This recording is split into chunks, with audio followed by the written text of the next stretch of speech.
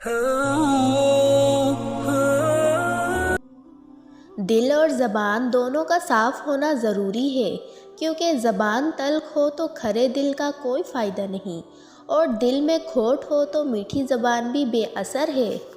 اللہ کی پہچان کے لیے قرآن کی پہچان ضروری ہے۔ اللہ کی محبت اور ڈر قرآن سے تعلق کے بعد ہی حاصل ہوتے ہیں۔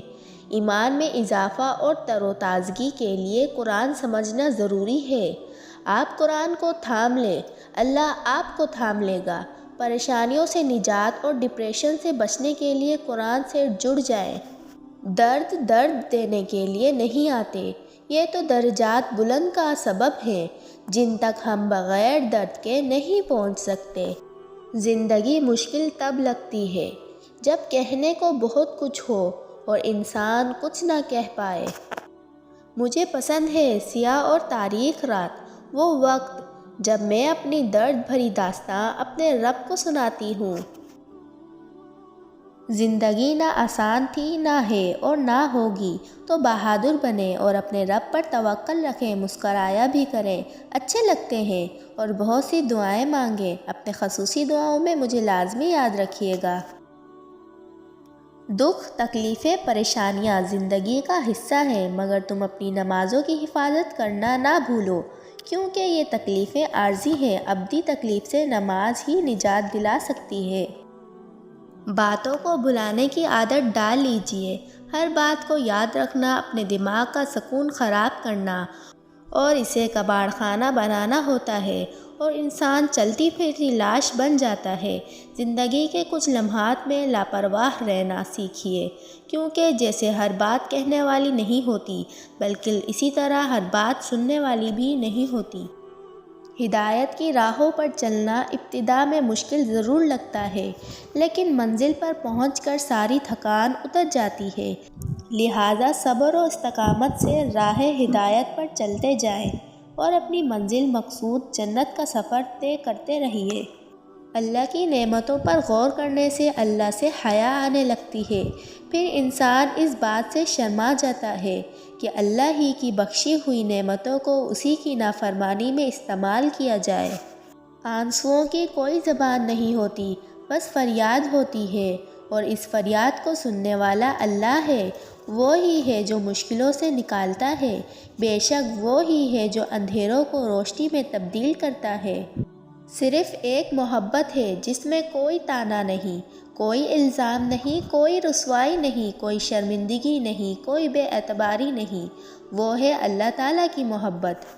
انسان اعلیٰ عہدوں حاصل کرنے کی کوشش کرتا ہے، دولت حاصل کرنے کی کوشش کرتا ہے، گاڑی اور بڑا گھر بنانے کی کوشش کرتا ہے، لیکن واحد چیز جہنم ہے، جس سے خود کو اور اپنی اولاد کو بچانے کی کوشش نہیں کرتا۔ اپنے جذبات کو اپنے اندر رکھنا سیکھے۔ کوئی توجہ نہ دے تو توجہ کی بھیک نہ مانگے، کوئی بات نہ کرے تو 10 قدم پیچھے ہٹ جائیں، کوئی آپ کی طرف نہ دیکھے تو اسے مجبور نہ کریں۔ یہ دنیا آپ کے مخلص جذبات آپ کے منہ پہ مارنے پہ ماہر ہے، اس لیے اپنے آپ کے ساتھ خوش رہنا سیکھیں۔ وہ جو کہتے ہیں دعائیں قبول نہیں ہوتی، اللہ ہماری سنتا نہیں، ہماری مشکلات کبھی حل نہیں ہو سکتی، سنو یہ سب باتیں نفس کی پیدا کردہ ہے۔ یقین رکھ کر مانگو تو صحیح، فرق صرف یہ ہے کہ تم مانگتے مانگتے جلدی تھک کر مایوس ہو جاتے ہو، جبکہ اس رب کے خزانوں میں کہیں کوئی کمی نہیں، اور نہ ہی اس کی عطاؤں میں کہیں کوئی کمی ہے۔ 3 چیزیں انتہائی مشکل ہے۔ نمبر 1، راز کو راز رکھنا۔ نمبر 2، بے عزتی کو بھول جانا۔ نمبر 3، فرصت کا صحیح استعمال کرنا۔ مرنے کے بعد 100 لوگ پوچھیں گے کیسے انتقال ہوا، مگر دوران زندگی کوئی نہیں پوچھتا کیسے جی رہے ہو۔ انسانیت ایک بہت بڑا خزانہ ہے، اسے لباس میں نہیں انسان میں تلاش کرو۔ جنت اور جہنم کو ذہن میں رکھ کر عبادت کرنے والا کاروبار کرتا ہے، اور کاروبار میں نقصان بھی ہوتا ہے۔ اللہ پاک قرآن میں فرماتا ہے کہ ہر طرف سے کٹ کر ایک اللہ کی طرف متوجہ ہو جاؤ۔ آپ ہر طرف سے ہر سوچ سے کٹ کر عبادت کرو، اور بے غرض اور خالص اللہ کے لیے کہے جانے والے سجدے تک آپ بغیر محبت کے پہنچ ہی نہیں سکتے۔ اور یاد رکھو کہ تمہارے رب کے لیے کچھ بھی مشکل نہیں، وہ تو بس اشارہ دیتا ہے اور چیزیں ہو جاتی ہیں۔ وہ ایک حکم دیتا ہے اور چاند سورج بن جاتا ہے، اور وہ ایک حکم دیتا ہے اور بادل کا ہر حصہ بارش برسانے لگتا ہے۔ وہ ایک حکم دیتا ہے اور خزاں کے سبھی پتے ٹوٹ کر زمین پر گر جاتے ہیں، اور وہ ایک ہی حکم سے اس بے جان باغ کو بہار کے موسم سے بھر دیتا ہے، اور تمہیں لگتا ہے کہ تمہارا رب تمہیں نہیں دیکھ رہا، تمہیں نہیں سن رہا۔ ارے وہ تو ہر چیز پر قادر ہے، وہ علم و حکمت والا ہے۔ وہ جانتا ہے تمہارے دل میں چھپے ہوئے درد کو، بے آواز سسکیوں کو، نیند سے خالی بے سکون راتوں کو، خاموش دعاؤں کو، دل میں دبی حسرتوں کو۔ وہ تمہیں بھولا نہیں ہے، وہ تمہاری دعاؤں کا ضرور جواب دے گا۔ بس صبر کرو اور یقین کامل کے ساتھ مانگتے رہو۔ اپنے اللہ سے ہم بے خبر رہے، جب تک ہم تڑپتے ہی رہے۔